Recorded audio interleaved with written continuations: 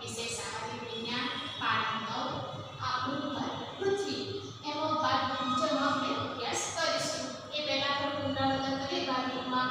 તો ભાગ 1 માં આપણે સૌર પરિવાર વિશે ભણ્યા. તો આ સૌર પરિવારમાં શું શું હતું? તો સૌર પરિવારમાં આ ગ્રહો વિશે આપણે પ્રથમ ભાગમાં જોયું હતું કે સૂર્ય એક તારો છે અને આ સૂર્ય તારાના આજુબાજુ બુધ, શુક્ર, પૃથ્વી, મંગળ, ગુરુ, શનિ, યુરેનસ, નેપચ્યુન આ ગ્રહો એની આજુબાજુ શું કરે છે? પરિક્રમા કરે છે.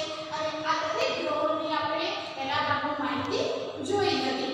પછી આપણા સૌર પરિવારમાં જે બીજા નક્ષત્રો જોઈએ, આ ઉલ્કા જોઈએ, ધ્રુવનો તારો, આ બધું આપણે ભાગ 2 માં અભ્યાસ કરીશું. તો આપણે પુસ્તકમાં જોઈએ સૌપ્રથમ ઉલ્કા વિશે ભણીએ. ઉલ્કા, મીટિયોર્સ. કોઈ વાર તમે રાત્રે આકાશમાં તારા ખરતા હોય તેવું જોયું છે ને? હકીકતમાં તારા ખરતા જ નથી. અવકાશમાં ફરતા પથ્થરના નાના ટુકડા અથવા ગ્રહોના નાના ભાગો જે ઉલ્કા તરીકે ઓળખાય છે. આવા ટુકડા પૃથ્વીની નજીક આવતા ગુરુત્વાકર્ષણ બળના લીધે પૃથ્વી તરફ ખૂબ ઝડપથી ખેંચાઈ આવે છે.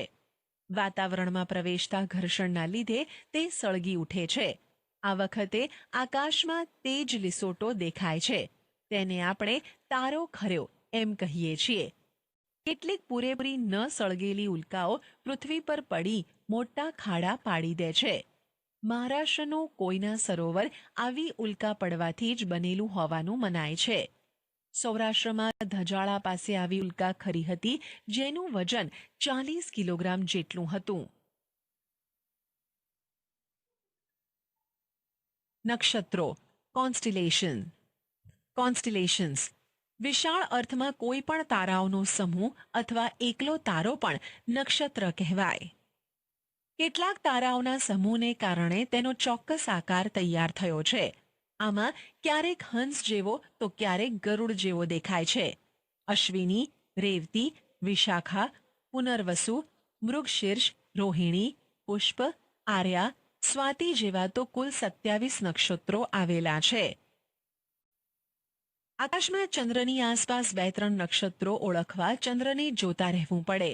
નક્ષત્રોને યાદ રાખવા મુશ્કેલ છે, પરંતુ વારંવાર જોવા અને સમજવાથી તે સહેલાઈથી યાદ રાખી શકાય છે.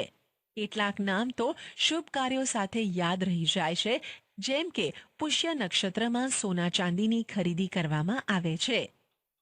આ વાત થઈ આપણા સૌર પરિવાર એટલે કે સૌરમંડળની. તમારે પૃથ્વી વિશે વધુ જાણવું છે ને? તો ચાલો. પ્રવૃત્તિ. તમારી નોટબુકમાં તમને ગમે તે તરફ સૂર્ય દોરો. ત્યાંથી શરૂ કરી સૂર્યમંડળ બનાવો અને સૂર્યમંડળ વિશે લખો. પૃથ્વીનું સ્થાન અને આકાર. આપણે સૂર્ય અને ચંદ્રને થમતા જોઈએ છીએ. કેવા સરસ મજાના તેજસ્વી દેખાય છે ને? આપણી પૃથ્વી પણ આવો જ એક ગોળો છે. તેનો આકાર ગોળ છે. તે બંને ધ્રુવોથી થોડી ચપટી છે. કેટલાક અવકાશયાત્રીઓ ચંદ્ર ઉપર જઈ આવ્યા છે. તેમણે પૃથ્વીના ફોટા પણ લીધા છે. ચંદ્ર પરથી પૃથ્વી આકાશમાં મોટા ગોળા જેવી દેખાય છે. આપણે એક નાનકડા ગામ કે શહેરમાં રહીએ છીએ. વળી આપણે જે ભાગને જોઈ શકીએ છીએ તે પૃથ્વીનો ખૂબ નાનકડો ભાગ હોય છે. આ કારણે પૃથ્વી ગોળ છે તેવો ખ્યાલ આવી શકતો નથી. તમે ક્યારેય તૂટી ગયેલું માટલું જોયું છે? તેનો એક નાનકડો ટુકડો હાથમાં લઈએ તો આખે આખું માટલું ગોળ હશે એવો ખ્યાલ આવી શકતો નથી. આમ પૃથ્વીના નાનકડા ભાગ ઉપર ઊભા રહીને જોવાથી આપણને આખી પૃથ્વી ગોળ જણાતી નથી. પરંતુ હવે અવકાશ અને ચંદ્ર પરથી લીધેલા ફોટોગ્રાફ ઉપરથી આપણે કહી શકીએ છીએ કે પૃથ્વીના ગોળ હોવા વિશે કોઈ શંકા રહી નથી. પૃથ્વી દડા જેવી ગોળ નથી, પણ તે નારંગી જેવી છે. પૃથ્વી ધ્રુવ પ્રદેશો આગળથી જરા ચપટી અને વિષુવવૃત્ત આગળથી થોડી ફૂલેલી છે. ધ્રુવ વૃત્ત કરતાં પૃથ્વીનો મધ્ય ભાગ મોટો છે. આપણે તો હવે પૃથ્વીનું ઘનફળ અને વજન પણ જાણી શક્યા છીએ. પૃથ્વીનો અભ્યાસ કરવા માટે પૃથ્વીના ગોળાનો સાધન તરીકે ઉપયોગ કરવામાં આવે છે. તેની ઉપર દુનિયાનો નકશો દોરેલો હોય છે. તેમાં ભૂમિખંડો, મહાસાગરો તથા મહત્વના વૃત્તોના નામ લખેલા હોય છે. પૃથ્વીનો ગોળો એ પૃથ્વીની નાની પ્રતિકૃતિ છે. પૃથ્વીના ગોળા પર તમે ઉત્તર ધ્રુવ અને દક્ષિણ ધ્રુવ બતાવી શકશો. પૃથ્વીના ગોળા પરથી પૃથ્વી એક તરફ નમેલી છે તે જાણી શકશો. ધ્રુવનો તારો, પોલ સ્ટાર. આકાશમાં એક તારો એવો છે કે જે હંમેશા આકાશમાં એક જ દિશામાં એક જ સ્થળે દેખાય છે.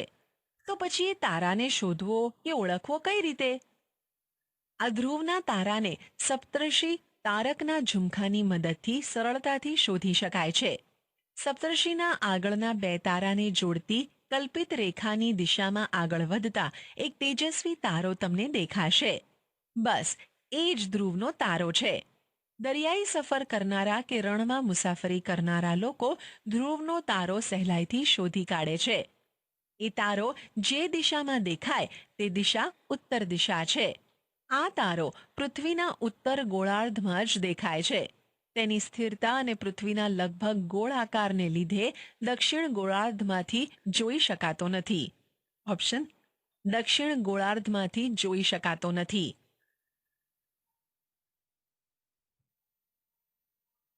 અક્ષાંશ રેખાંશ, લેટિટ્યુડ લોંગિટ્યુડ. પૃથ્વીના ગોળા ઉપર આડી અને ઊભી કાલ્પનિક રેખાઓ છે, પરંતુ આ કલ્પિત રેખાઓ દ્વારા પૃથ્વીના કોઈ પણ સ્થળનું ચોક્કસ સ્થાન અને સમય જાણી શકાય છે. જમીન પર આ રેખાઓ હોતી નથી. આ રેખાઓ માત્ર નકશામાં જ જોઈ શકાશે. અક્ષાંશ. પૃથ્વીના ગોળા પર દોરેલી આડી કાલ્પનિક રેખાઓને અક્ષાંશ કહેવામાં આવે છે. પૃથ્વીની સપાટી પરના કોઈ પણ સ્થળને જો સીધી રેખાથી પૃથ્વીના કેન્દ્ર સાથે જોડવામાં આવે તો તે રેખાથી વિષુવવૃત્તીય કાલ્પનિક સપાટી સાથે કેન્દ્ર આગળ જેટલા અંશનો ખૂણો થાય તેટલો તે સ્થળનો અક્ષાંશ બને છે. અક્ષાંશ વૃત્તોની કુલ સંખ્યા 181 છે.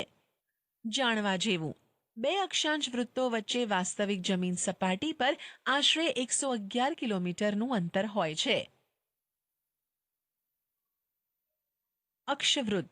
પૃથ્વી ઉપર ઉત્તર અથવા દક્ષિણ ગોળાર્ધમાં વિષુવવૃત્તથી સરખા કોણીય અંતરે મળેલા સ્થળોને જોડનારું પૂર્વ પશ્ચિમ સળંગ વર્તુળને અક્ષવૃત્ત કહેવાય. રેખાંશ. પૃથ્વીના ગોળા ઉપર દોરેલી ઊભી કલ્પિત રેખાઓને રેખાંશ કહેવામાં આવે છે. રેખાંશ ધ્રુવ પાસે એકબીજાને મળે છે. ધ્રુવ તરફ જતા આ રેખાઓ એકબીજાની નજીક આવતી જાય છે. કુલ રેખાંશ વૃત્તની સંખ્યા 360 છે, જેમાં 0 અંશ રેખાંશ અને 180 અંશ રેખાંશ મહત્વના છે. રેખાવૃત્ત. પૃથ્વીની ધરીથી મૂળ રેખાવૃત્તની કાલ્પનિક સપાટી સાથે પૃથ્વી સપાટીએ સરખા કોણાત્મક અંતરે આવેલા સ્થળોને જોડનારી ઉત્તર દક્ષિણ સળંગ રેખાને રેખાવૃત્ત અર્ધવર્તુળ કહે છે. પ્રવૃત્તિ. તમારી નોટબુકમાં એક વર્તુળ દોરી તેમાં 23.5 અંશ ઉત્તર અક્ષાંશ, દક્ષિણ અક્ષાંશ નામ નિર્દેશ સાથે બતાવો. સાથે 0 અંશ અક્ષાંશનું નામ નિર્દેશ કરી બતાવો. પૃથ્વીની સપાટી પર મધ્યમાં એક આડી રેખા દોરેલી છે તે જુઓ. એ રેખા વિષુવવૃત્ત છે. વિષુવવૃત્ત પૃથ્વીના 2 સરખા ભાગ કરે છે. વિષુવવૃત્તથી ઉપરનો એક ભાગ એ ઉત્તર ગોળાર્ધ અને દક્ષિણ તરફનો ભાગ દક્ષિણ ગોળાર્ધ છે. આમ ઉત્તર તરફના ઉત્તર અક્ષાંશ અને દક્ષિણ તરફની રેખાઓ દક્ષિણ અક્ષાંશ કહેવાય છે. વિષુવવૃત્તથી ઉત્તરે 23.5 અંશ કર્કવૃત્ત અને વિષુવવૃત્તથી દક્ષિણે 23.5 અંશ દક્ષિણ અક્ષાંશ રેખાને મકરવૃત્ત કહે છે. આ જ પ્રમાણે વિષુવવૃત્તથી ઉત્તરે 66.5 અંશ ઉત્તર અક્ષાંશ રેખાને ઉત્તર ધ્રુવ વૃત્ત આર્કટિક સર્કલ અને વિષુવવૃત્તની દક્ષિણે 66.5 અંશ દક્ષિણ અક્ષાંશ રેખાને દક્ષિણ ધ્રુવ વૃત્ત એન્ટાર્કટિક સર્કલ કહે છે. વિષુવવૃત્તની ઉત્તરમાં કર્કવૃત્ત સુધી તેમજ દક્ષિણમાં મકરવૃત્ત સુધી દેખાતી સૂર્યની ગતિને અયન કહેવાય છે. તેથી આની વચ્ચેના વૃત્તોને અયન વૃત્તો કહેવાય છે. સૂર્યની આ ગતિને 6 મહિના જેટલો સમય લાગે છે. પૃથ્વી 66.5 અંશના ખૂણે નમેલી છે. આથી સૂર્યના કિરણો કર્કવૃત્ત અને મકરવૃત્ત વચ્ચે લગભગ સીધા પડે છે. જાણવા જેવું 23.5 અંશ ને 23 ડિગ્રી અને 0.5 મિનિટ તરીકે વંચાય છે. GPS global positioning system. Global positioning system દ્વારા મોબાઈલ ફોન અને ગૂગલ અર્થ મારફતે આપણને કોઈ પણ સ્થળના અક્ષાંશ અને રેખાંશ જાણવા મળે છે. ઇન્ટરનેટની સુવિધાવાળા મોબાઈલ વડે જે તે સ્થળના અક્ષાંશ અને રેખાંશ મળી જાય છે. આજે તો આ સિસ્ટમ દ્વારા અક્ષાંશ રેખાંશ ખૂબ સહેલાઈથી જાણી શકાય છે. મુખ્ય રેખાંશ વૃત્તો. 1. Greenwich. Greenwich mean time GMT રેખા. ગ્રીનિચ રેખા ઇંગ્લેન્ડના ગ્રીનિચ શહેર પાસેથી પસાર થતી 0 રેખાંશ વૃત્તને ગ્રીનિચ રેખા કહે છે. ગ્રીનિચ રેખાથી પૃથ્વીના પૂર્વ અને પશ્ચિમ એમ બે ભાગ પડે છે, જે પૂર્વ ગોળાર્ધ અને પશ્ચિમ ગોળાર્ધ તરીકે ઓળખાય છે.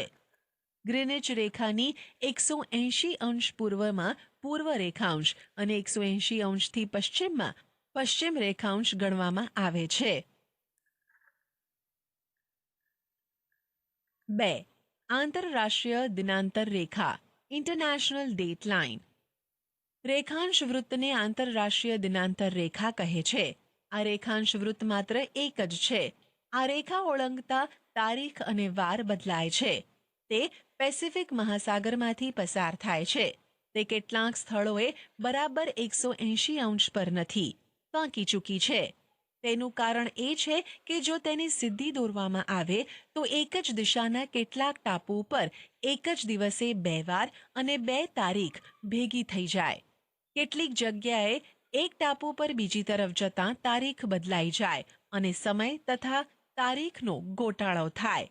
આ નિવારવા આ રેખાના માર્ગમાં આવતી જમીન બાજુ પર રાખીને તેને સમુદ્ર તરફ ફેરવી છે, એટલે કે તે વાંકી ચૂકી છે. કટિબંધો ઝોન. બાજુની આકૃતિ પરથી પૃથ્વીના તાપમાન, પ્રકાશ, ગરમી અને ઠંડીના આધારે સ્પષ્ટ રીતે જુદા જુદા વિભાગોમાં વહેંચાઈ જાય છે, જેને કટિબંધો કહે છે.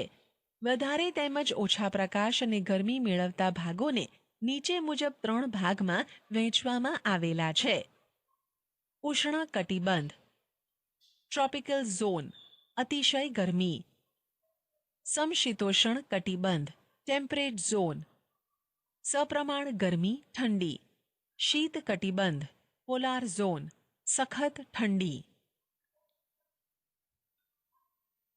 પૃથ્વીની ગતિના પ્રકાર. બધા ગ્રહોની જેમ પૃથ્વીની પણ ફરવાની 2 પ્રકારની ગતિ છે. એક પરિભ્રમણ રોટેશન. ભમરડો પોતાની ધરી પર ફરે છે તેમ પૃથ્વી પોતાની ધરી પર પશ્ચિમથી પૂર્વ દિશામાં ફરે છે. પૃથ્વીની આ ગોળ ચક્કર લગાવવાની ગતિ દૈનિક ગતિ કહેવાય છે. તેને પરિભ્રમણ પણ કહે છે. પૃથ્વી વિષુવવૃત્ત પર કલાકના 1670 કિલોમીટરની ઝડપે એક ચક્ર પૂર્ણ કરે છે. આ ચક્ર પૂર્ણ કરતા 24 કલાક થાય છે. પૃથ્વીનો નારંગી જેવો ગોળાકાર બનાવવામાં આ ગતિએ મહત્વનો ભાગ ભજવ્યો છે. 2. પરિક્રમણ રિવોલ્યુશન. પૃથ્વી પોતાની ધરી પર ચક્કર લગાવવાની સાથે સૂર્યની આસપાસ પરિક્રમા કરે છે. આ પરિક્રમા પૂરી કરતાં પૃથ્વીને લગભગ 365 દિવસ લાગે છે. આ સમયગાળાને આપણે એક વર્ષ કહીએ છીએ. અવકાશમાં પૃથ્વીને સૂર્યની આસપાસ ચક્કર લગાવવાનો એક કાલ્પનિક માર્ગ નક્કી થયેલો છે, જે કક્ષા ઓર્બિટ તરીકે ઓળખાય છે. આ સાથે પૃથ્વી વર્તુળાકાર નહીં પરંતુ લંબગોળાકાર કક્ષામાં ફરે છે. વર્ષભર પૃથ્વી અને સૂર્ય વચ્ચેનું અંતર સરખું હોતું નથી. પૃથ્વી પોતાની ધરી પર 23.5 અંશ અને કક્ષા સાથે 66.5 અંશનો ખૂણો બનાવીને ફરે છે. પૃથ્વીના આ ધરીનમનના કારણે ઋતુઓ થાય છે અને રાત દિવસ લાંબા ટૂંકા થાય છે. દિવસ રાત. પૃથ્વીની દૈનિક ગતિના લીધે જ દિવસ અને રાત થાય છે. પૃથ્વી પોતાની ધરી પર નમેલી અને ગોળ હોવાથી તેના અડધા ભાગ પર જ સૂર્યનો પ્રકાશ પડે છે અને અડધા ભાગ પર અંધારું રહે છે. પૃથ્વી ફરતી ન હોત તો એક તરફ અજવાળું અને બીજી તરફ અંધારું જ રહેત, પણ તેમ બનતું નથી. આમ પૃથ્વીનું દરેક સ્થળ 24 કલાકમાં અજવાળામાંથી અંધારામાં અને અંધારામાંથી પાછું અજવાળામાં આવે છે. તેનાથી પૃથ્વીના દરેક સ્થળે સવાર, બપોર અને સાંજ થાય છે. પૃથ્વીના ધરી નમનના લીધે દિવસ રાતની લંબાઈમાં ફેરફાર થાય છે. 21મી જૂને કર્કવૃત અને 22મી ડિસેમ્બરે મકરવૃત પર સૂર્યના કિરણો બરાબર સીધા પડે છે. જ્યાં સૂર્યના કિરણો સીધા પડે છે ત્યાં અને તેની નજીકના વિસ્તારોમાં દિવસ લાંબા અને રાત ટૂંકી રહે છે.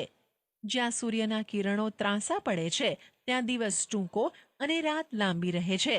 જ્યારે 21 માર્ચ અને 23 સપ્ટેમ્બર માસમાં રાત અને દિવસ સરખા રહે છે.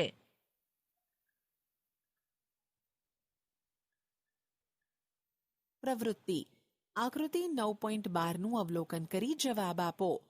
1. 22મી ડિસેમ્બરે દિવસ અને રાતની લંબાઈની સ્થિતિ શું હશે? 2. 21મી માર્ચ અને 23મી સપ્ટેમ્બરની વિશેષતા શું છે? ઋતુઓ. પૃથ્વી ધરી પર નમેલી હોવાથી ઉત્તર ધ્રુવ અને દક્ષિણ ધ્રુવ વારાફરથી સૂર્યની સામે આવે છે.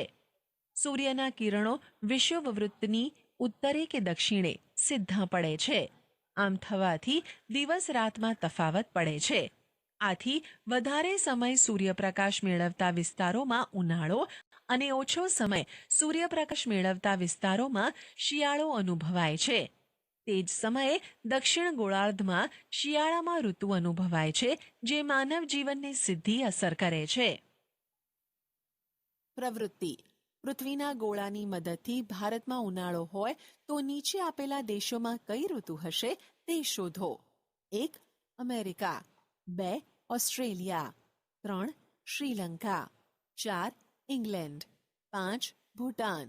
6. બ્રાઝીલ. ઉત્તરાયણ. 22મી ડિસેમ્બરથી સૂર્યના સીધા કિરણો ઉત્તર તરફ એટલે કે વિષુવવૃત્ત તરફ પડવાના શરૂ થાય છે. આમ ઉત્તરાયણ 22મી ડિસેમ્બરે થાય છે. 14મી જાન્યુઆરીએ સૂર્ય મકર રાશિમાં પ્રવેશે છે, માટે મકર સંક્રાંતિ કહેવાય છે. દક્ષિણાયન. 22મી જૂનથી સૂર્યના સીધા કિરણો કર્કવૃતથી ખસીને દક્ષિણ તરફ વિષુવવૃત્ત તરફ પડવાનું શરૂ થાય છે, જેને દક્ષિણાયન કહે છે. સંપાત ઇક્વિનોક્સ. વર્ષમાં 2 વખત એકબીજાને છેદે છે. આ છેદન બિંદુને સંપાત દિવસ કહેવામાં આવે છે. સંપાત દરમિયાન સૂર્ય ઉત્તર તરફ ખસતા જતાં ઉત્તર ગોળાર્ધમાં 22મી માર્ચથી દિવસની લંબાઈ વધતી અને રાત ટૂંકી થતી જાય છે. ઉત્તર ગોળાર્ધમાં 21મી જૂન વર્ષનો લાંબામાં લાંબો દિવસ અને ટૂંકામાં ટૂંકી રાત હોય છે. સૂર્ય દક્ષિણ તરફ ખસતા જતાં દક્ષિણ ગોળાર્ધમાં 24મી સપ્ટેમ્બરથી દિવસની લંબાઈ વધતી જાય છે અને રાત ટૂંકી થતી જાય છે. દક્ષિણ ગોળાર્ધમાં 22મી ડિસેમ્બર વર્ષનો લાંબામાં લાંબો દિવસ અને ટૂંકામાં ટૂંકી રાત હોય છે. વર્ષ દરમિયાન 21મી માર્ચ અને 23મી સપ્ટેમ્બર એ સૂર્યના કિરણો વિષુવવૃત્ત ઉપર સીધા પડતા હોય રાત અને દિવસ સરખા થાય છે, જે વિષુવ દિન તરીકે ઓળખાય છે. લીપ વર્ષ લીપ યર. પૃથ્વીનું એક વર્ષ એટલે 365 દિવસ અને 6 કલાક, પણ ચોથા ભાગના દિવસની ગણતરી કરવાનું અગવડ ભરેલું હોવાથી 365 દિવસે વર્ષ પૂરું કરીએ છીએ. બાકી બચેલા 6 કલાક દર 4 વર્ષે ફેબ્રુઆરી મહિનામાં એક દિવસ વધારીને એટલે કે 28 દિવસને બદલે 29 દિવસ કરી સરભર કરીએ છીએ. તે વર્ષને લીપ વર્ષ કહીએ છીએ. પ્રવૃત્તિ આપના શિક્ષકની મદદથી લીપ વર્ષની ગણતરી કેવી રીતે થાય છે તે વિગતો જાણો. ગ્રહણ એક્લિપ્સ. આપણને સૂર્ય અને ચંદ્ર તરફથી પ્રકાશ મળે છે. સૂર્ય સ્વયં પ્રકાશિત છે અને ધગધગતો ગોળો છે. ચંદ્ર પરપ્રકાશિત છે, જે સૂર્યના પ્રકાશથી પ્રકાશિત છે. જુદા જુદા દિવસે પૃથ્વી તરફ પ્રકાશિત ભાગ દેખાય છે. કોઈ કારણથી સૂર્યનો અમુક ભાગ દેખાતો બંધ થાય, તેમજ પૂર્ણચંદ્રનો અમુક ભાગ ન દેખાય કે ક્યારેક આખે આખો ચંદ્ર દેખાતો બંધ થાય ત્યારે ગ્રહણ થયું એમ કહેવાય. સૂર્યગ્રહણ, સોલાર એક્લિપ્સ. ચંદ્ર પૃથ્વીની વધુ નજીક છે, તે પૃથ્વીની આસપાસ ફરે છે. ક્યારેક તે ફરતી વખતે સૂર્ય અને પૃથ્વીની વચ્ચે આવી જાય છે. આ વખતે ચંદ્રના અંતરાયથી સૂર્ય દેખાતો બંધ થાય છે. આ ઘટનાને આપણે સૂર્યગ્રહણ કહીએ છીએ.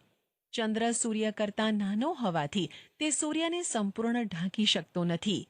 આ કારણે આખી દુનિયામાં સૂર્યગ્રહણ એકસાથે જોઈ શકાતું નથી. સૂર્યગ્રહણ અમાસે થાય છે, પરંતુ દર અમાસે આ ઘટના બનતી નથી. ચંદ્રગ્રહણ, લ્યુનાર એક્લિપ્સ. ચંદ્રને સૂર્ય તરફથી પ્રકાશ મળે છે, તેથી ચંદ્ર તરફ જતા સૂર્યના કિરણોના વચ્ચે પૃથ્વીનો અવરોધ આવે એટલે ચંદ્રના એટલા ભાગમાં અંધકાર રહે. ટૂંકમાં પૃથ્વીના એટલા ભાગનો પડછાયો ચંદ્ર પર પડે છે. આ ભાગ આપણને દેખાય નહીં, જેને ચંદ્રગ્રહણ કહેવાય છે. આવી ઘટના પૂનમની રાતે જ થાય છે, પરંતુ દર પૂનમે આવી ઘટના બનતી નથી.